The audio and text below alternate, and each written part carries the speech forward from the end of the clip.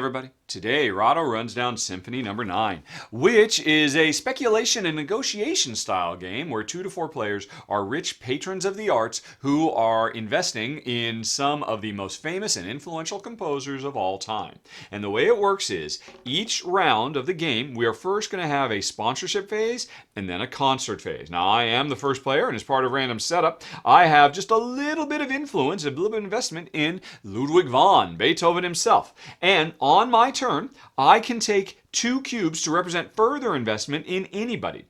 Beethoven, Mozart, Bach, Handel, or Haydn. And if I was playing a full 4-player game, Schubert would be out here as well. But sorry, Schubert, no, he doesn't show up in a 2-player game. So, you know what? I'm already in good with Beethoven. I'm going to keep on pushing that. I will make another investment in him. That's great. And I get to take 1 more cube. But having taken this, Beethoven, who started out with a fame level of 5, has now dropped. He's only 3 famous. That's not good. But you know what? I'm going to invest in him some more. I trust this guy.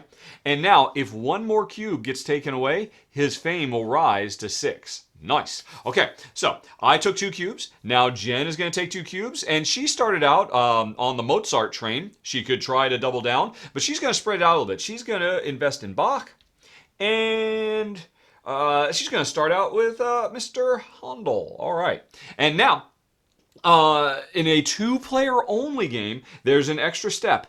There's a dummy player, a third investor, a third patron saint, and both Jen and I are now going to make choices on his behalf. First, I will choose 2 cubes for him, and then Jen will choose 2 cubes for him or her, and that can change things up because we can really use him as a tool. So, I'm just going to go on ahead and have him invest a little bit in Beethoven. Now, I'm still the prime investor. That's important because that means I'll get Beethoven's next composition, but by doing that, hey, we pushed up to 6 on fame. Yes, Beethoven is older and wiser. Now, I'm going to make him take 1 more. And let's see, I don't really care about anything else. But I do not like the fact that Jen is now on the Handel train, so I'm going to have him invest a little bit more in Handel. So he is now the clear leader over there. Okay, and now Jen gets to choose again. Jen can do the same thing. She will go on ahead and knock Beethoven down. Boom! And now Beethoven's only a fame of 4. And there's a problem. I have 3 investment, and so does the dummy. Now, the dummy breaks all ties. Against human players, you break ties based on the location of first player marker, but the dummy player always breaks ties. So now, I am no longer the most influential patron of Beethoven. Jen has used the dummy against me. Okay, so that was the first round. Now, there can be a second and a third round of patronage, but now we can only grab a single cube and we can't grab them for free. Now these guys are getting a little bit picky. I want to take control over Beethoven again. So I am on the second round of patronage. I can only grab 1 cube. I will grab another Beethoven cube. So now I've got 4 and I'm in the clear majority again. I've beaten the dummy, which is important. Oh, by the way, Bach is at 2 and Haydn is at 7. All right. Handel, and Haydn is still sitting over here at 1. Nobody likes Haydn. So anyway, so I grabbed another, but in the second round, I don't get that single cube for free. I have to pay $4. And everybody gets one of these little cute little chests that you can keep track because you're supposed to keep your income secret, your money secret. So I'm going to spend 4 of my starting 20 to Ludwig van Strong. Okay, and now it's Jen's turn. She can pay 4 to invest in somebody as well. I think Jen, she could just stop right now and be happy with it. I think so. Jen is not going to do any more investment. She's just going to stop right there. Now, the dummy player doesn't go again because the dummy grabbed all of his stuff in the first round. And now we go to the third round of investing. Jen passed. I can invest again, but now to get a single cube, it costs 8. And that's super painful. But you know what? I think I am going to. I will invest. I will spend 8 more. So now I'm almost broke. There goes my starting 10. So my starting 20, I've just paid 12 of it. And I can get 1 more cube. I think I'm going to get on the Mozart train as well. Boom. And now Jen and I are tied for influence over Mozart, and the tiebreaker is going to be me, so that means I am going to get a sweet Mozart composition. but it cost me 8. And Jen's like, ah! And she wants to hold on to Mozart, so she's going to pay 8 as well. So here goes her 10, 2 and change. And she has, although, here's the problem. If she does it, Mozart is going to drop in fame from 6 to 4. But c'est la vie, she's going to do it because she wants to hold on to that lead. Boom. All right. And so we are done with the first half of the round. We now determine who is in the lead for each composer because they're going to write something. I am the clear Beethoven master. I get a Beethoven composition. And because of that, or composition, because of that, I now have the opportunity to score this in-game metric, which is the more Beethoven compositions I have, 1, 2, or 3, the more points I get for every concert that Beethoven took part in. So you better believe I want to make sure Beethoven is in every concert over the 6 rounds of the game. So I got Beethoven. Let's see, Mozart. I have blue. So I got the... Oh, wait, no. But Jen has 2. So Jen has the Mozart blues. And let's see, over here for Bach, Jen has Bach all alone. And then for Handel, the stupid dummy player has the most. So Handel gets 1. And then for Haydn, the dummy player gets 1. Okay.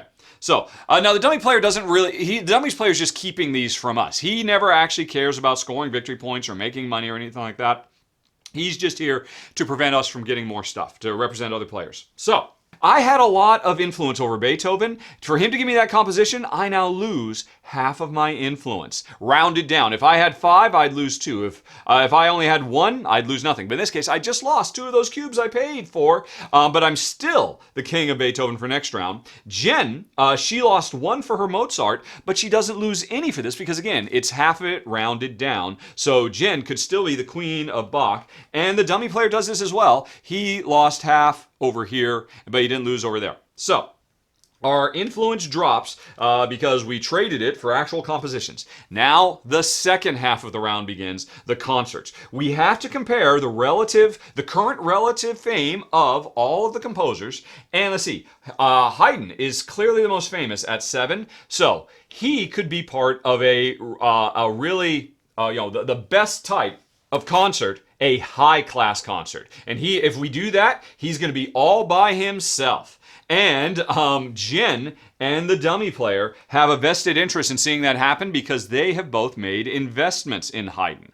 I have not, so I do not want to see a high-class concert happen because I won't benefit from it. All right, let's continue. All right, so Haydn was number 1.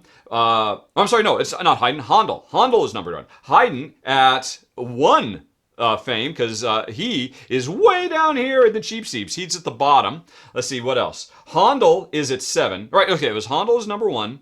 Bach is at number 2, so Bach's kind of in the cheap seats. And Mozart and Beethoven, they're both at 4, so we can have a high, a middle, or a low-class concert. And what concert gets put on depends on how much funding we patrons are going to put into it. Now, the government puts in a little bit too. It's random. Let's see. Oh no, there is embezzlement. So whatever we put in towards the content, 2 of it's going to get lost. So we have to decide, each of us, in secret, how much of our remaining funds we are going to take and put into a blind bid, choose and reveal, and we add up all that money. And if the total is $7 to $10, we'll have a low-class concert. If it's 11 to 13, we'll have a middle class. If it's 14 to 16, we'll have a high-class concert. Now, you better believe I don't want that to happen. Now, there's our problems, though. These are thin margins. If we go over 16, if we put too much money in, there will be no concerts because the peasants of the land will be so disgusted by this opulent display of wealth, there will be revolting in the streets, and we will not have a concert this round. On the flip side, if we don't put enough money in, if there's not 7, and really it's 9 because this -2. So if we don't put in a total of at least 9 to cross this threshold, then the crown will be very displeased with us because there wasn't enough to put on a concert. So either way, if either of these happens, there will be penalties for us. So we want to hit one of these thresholds. Now, I'm going to put in some money. Jen's going to put in some money. And so is the dummy player using this Moai system. The dummy player loves Beethoven. Beethoven is a middle is a middle class right now. So we know the dummy player, if we look at his cards, because he's going to draw one randomly, he wants a middle class concert because he loves his boy Beethoven, as do I, which means he's going to donate 3 2, 3, or 4. We don't know how much. We know 2, 3, or 4. So he will offset this -2, but now Jen and I still have to literally negotiate. The rules are very clear. They recommend players talk about how much they want to do and try to work out, and try and find some common ground. So what does Jen want? Jen, she wouldn't mind a middle class because Mozart would perform, so Jen would get a benefit. But I would love it because Beethoven and Mozart would perform, so I would get a double benefit, whereas Jen would only get one. I know the dummy player wants Beethoven as well, so I know he's going to do 2, 3, or 4. And so Jen and I now have to discuss how much we're going to do. And there's a lot to figure out because, if we hit the total of, all right, so if we assume the dummy player is going to do 3, -1, so the dummy player is doing 1, then that means we both have to contribute 5 to hit the 11. And so I try to talk Jen, hey, do 5, do 5. And Jen's like, no, I want a low one because then Bach will perform and she'll get a benefit. And I'm like, yeah, but I won't get a benefit. I don't want that. And she says, well, you know what? I just want a low one. So I'll do 4. And I'm like, oh, if you do 4, then I got to do 6. But there's an upside to it because whoever contributes the most gets a bonus benefit. So Jen says, I'm not doing more than 4. And I'm like, because that's all I want. And I'm like, okay. Jen and I found for the most part, we stick to our agreements, but there are the opportunities for backstabbing. So I will, in secret, bid 6. So there's 6 into it. And Jen, she made good on her promise. She bid 4. So I'm going to get the bonus if there's a concert. And the dummy player, now, after everybody's revealed, the dummy player chooses. And again, this only happens in a 2-player game. And the dummy player says 2. Okay, so we've got 2 minus 2. And then my 6 and 4 means it's a 10! Oh no! Did I do the math wrong? 2 minus 2. Yes, I did. I totally did the math wrong. No! So a concert's going to happen, but it's 2 minus his 2 means it's a low-class concert. Drat! And Jen says, yes. Okay, so now, what's it? Haydn and Bach put on a show. Jen has a Bach, so that means she gets $4 for every cube that's on her composer. So Jen just made 4. So she bid 4, she made 4, so she broke even. Okay. But to do that, she lost a cube. So now she has no influence with Bach anymore. So she's got to start building it up. I, however, paid $6 to get nothing because none of my guys are in. And even though the dummy player does have a Haydn, he doesn't matter. He doesn't count because he doesn't care about money. Still, we have to keep track that there was a successful concert, and there was a performance from Haydn and from Bach, so that could actually go into certain in-game scoring potentials. However, since I contributed the most, I did get one benefit, which was, you saw how Jen had to give up a cube? If I had given up a cube for this concert, I would have been able to hold on to it. That would have been my reward. I didn't give up a cube, so for all that money, I got nothing! So Jen's not complaining too much. In the end, she kind of broke even, whereas I took a big bath on that.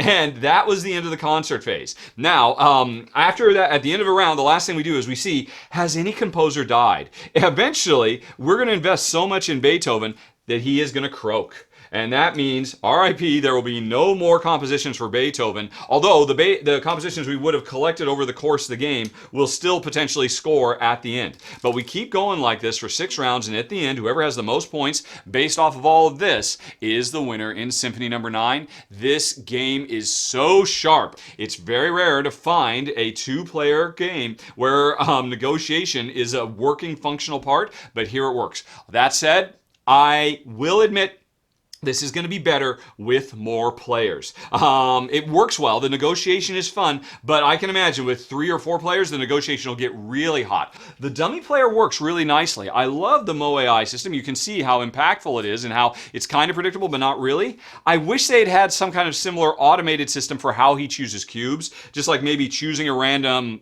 color, and that's what he gets. Because Jen and I found each of us every round choosing 2 cubes for him became very AP analysis paralysis prone, and also it could be really used as a weapon a lot. It made the game more aggressive than we liked. So we weren't a fan of, we would have rather the AI chose random influence, the same way he donates randomly to the concerts. But otherwise, wow, this is a sharp, fun game. That is the rundown, folks, on Symphony number 9. Thanks very much for watching. Have a very nice day. Talk to you later. So long. Bye-bye.